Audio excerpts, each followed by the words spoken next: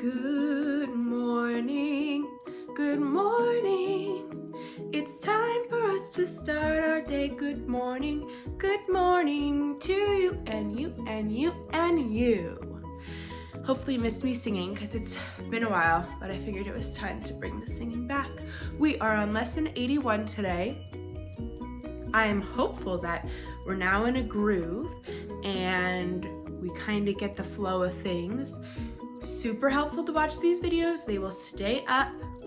If I ask a question and I wait for an answer, by all means, shout it out. I want to hear what you have to say. Okay, let's get started. All right, we are on lesson 81, arithmetic with units of measure. First of all, there's a really big word in here that we don't typically see or use, and that is arithmetic.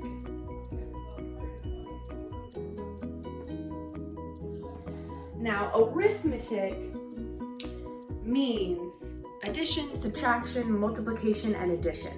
It just means all of the different ways that you can solve the different algorithms. It's all in one. So addition, subtraction, multiplication, and division.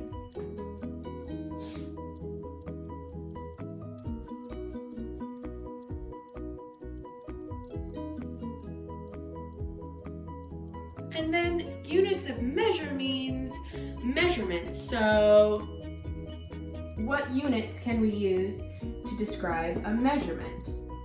We could use feet, yards, inches. Good, I heard centimeters. What was that? Yep. We could also do meters, pounds, and we could go on.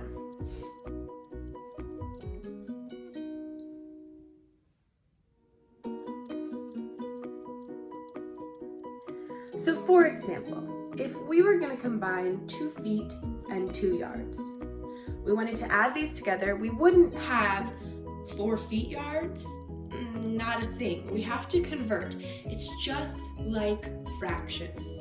We can't add 2 values together if they don't have something in common. So just like with fractions, when we need to get a common denominator, here we need to get a common unit of measurement. So I'm going to ask myself, what should I change, the feet or the yards? Well, I know that there are 3 feet in 1 yard. So do I have a full yard? No, I'm short by 1 foot. So what I can do is change my 2 yards. So if I know that 1 yard equals 3 feet, 2 yards is going to be, 6 feet.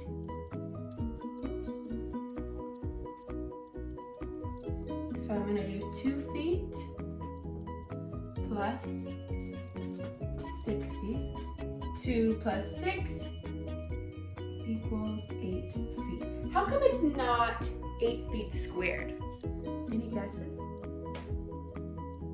Right, it's only squared if we multiply. But we're not multiplying, we're adding. So 8 feet. Okay, this one is slightly different. This time we have 2 feet times 2 inches. First thing I need to ask myself, do I have any units in common? Well, no, they're different right now, so I need to change some of them. Let's first review how many inches are in 1 foot.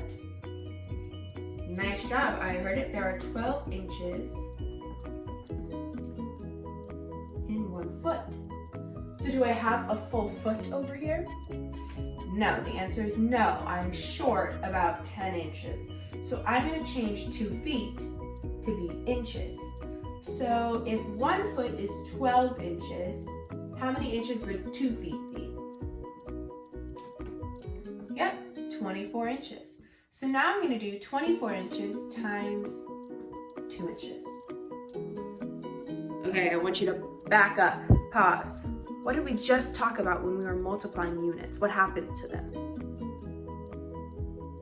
Yes, they become squared. So since we're doing an inch times an inch, anytime you multiply something by itself, it becomes squared. And now we have to do 24 times 2. I know that is 48. So 48 inches squared. All right, we are gonna pause and we're gonna go over. Are you ready for it? The details. If we are adding or multiplying or dividing and subtracting, for example, if we had 3 yards plus 2 feet, what's the first thing we need to do? I heard it, rewrite. We're always gonna rewrite the equation. Even if you think you can do it in your head, don't do it in your head yet. After we rewrite it, what's next? We need to check for a common unit. Do they have the same measurement? So I'm going to say check for common unit. Okay, now I'm going to compare these two. Are they the same? No. So now I need to convert. Who remembers how many feet are in a yard? Oh, that was quick. Yes, it is 3 feet in a yard. So now we're going to do 3 feet times 3 yards. Well, that's going to be 9 feet. And now we can add 9 feet plus 2 feet equals 11 feet. Do I make it 11 feet squared? Nope. Because I'm not multiplying the feet. Okay, we're going to move on to something very similar but slightly different from addition and multiplication. Does anybody remember what kind of equation this is? Yep, division. So now, you might be thinking, when would we divide 25 miles by 5 miles? Well, if you think about driving, you're gonna have to be dividing miles and gallons of gas and time. So as we continue throughout the next few lessons, you will, oh, do you see my reflection? Hey. You will be using division of units. So let's break this down into a couple of parts. First, do they have the same units? Yeah, they do. That's already done for us. What do you notice about the miles on top compared to the miles on the bottom? Ding, ding, ding. One is squared, one is not. What do we know about the term squared? Miss Rizzo, the term squared means any number times itself. Yes, so that means we have miles times miles. So I'm gonna rewrite this over here. 25 miles times miles. Now I also know when I have numbers on top of each other that are multiplied, they can cross out. So I can cross out this miles, cross out that miles. We're gonna go way back, a couple months ago. Is there anything, can I divide 5 and 25 by anything? Miss Rizzo, you can divide by 5. Very good. So 5 divided by 5 would be 1. 25 divided by 5 would be 5. And now I'm going to bring everything that I have left over, 5 miles over 1. And that is the same thing as 5 miles.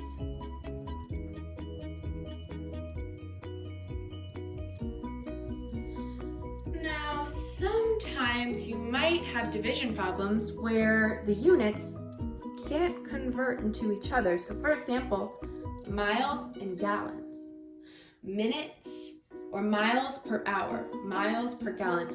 There's no way to turn a mile into a gallon or a gallon into a mile. So we're gonna leave it. We're gonna focus on the numbers. Remember, if there's not the same unit on top, I can't cross it out. They have to be twins, they have to match in order to be crossed out. So I'm gonna ignore it for now. I'm gonna focus on 300 divided by 10. Well, 10 goes into itself once, and 10 can divide 300 into 30. So now I'm gonna pull over everything I have. And I have 30 miles per 1 gallon, which can also be written as 30 miles per gallon. Has anyone heard that phrase before, 30 miles per gallon? What could we be referring to? Yeah, we could be referring to a car or a truck, or how far can a vehicle get with 1 gallon? This vehicle can go 30 miles with 1 gallon, or 300 miles on 10 gallons. Okay, I had to use smaller paper for my anchor charts this week because I ran out of the big paper, but it's okay. I have 2 examples here. The first is when you multiply feet times feet, what happens to it? It gets squared, so 24 feet squared. And then when we are dividing, we know that miles squared is the same thing as miles times miles. And then if you have 1 on top, 1 on the bottom, they can cross out and you are left with 5 miles. As always, I will be available for video chats, regular chat, emails. You let me know if you need help and I am there to help you. Please remember that any work you did the day before is graded and uploaded, and I leave you comments. So you need to go into your notebook or into your assignment, read the comments, and if you got something wrong, you can fix it and resubmit it. Okay? All right. See you tomorrow.